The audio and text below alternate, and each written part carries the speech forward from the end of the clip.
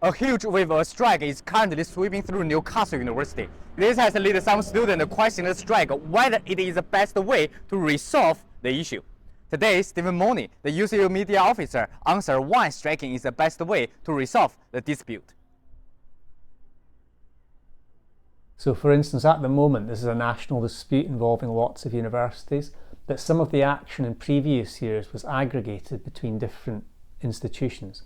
So for instance, Newcastle might have been on strike, but not Northumbria. So in some respects, some of the gains that were made were local gains. So we managed to get an agreement last June with Newcastle, where the university said they would put more money into staffing, they would move more casualised members of staff onto permanent contracts. We had an agreement last year. So local demands, some local demands have been met, but that varies from university to university.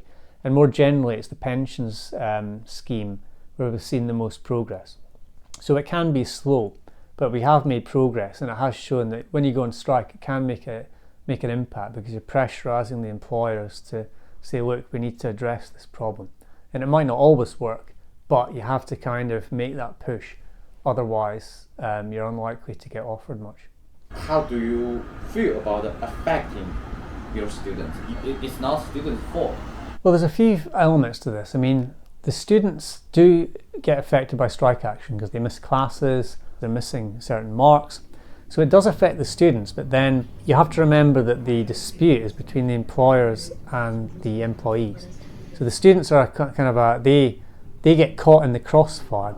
So the management also have to take responsibility. The other thing too is that students are not separate from staff in the sense that students too will go into the workplace in the next year or two, and they will need jobs too.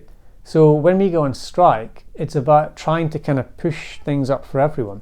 So if professional people can be paid not very well, then that gives the green light to other employers to not pay their staff well either. And on the other hand, if we can get paid better, that helps other people too. So thought of in that larger context, students going into the workplace, it's in their interest that workers are standing up for their rights and for their pay. To get a balanced report, we also try to get in touch with Newcastle University media officer, but no response.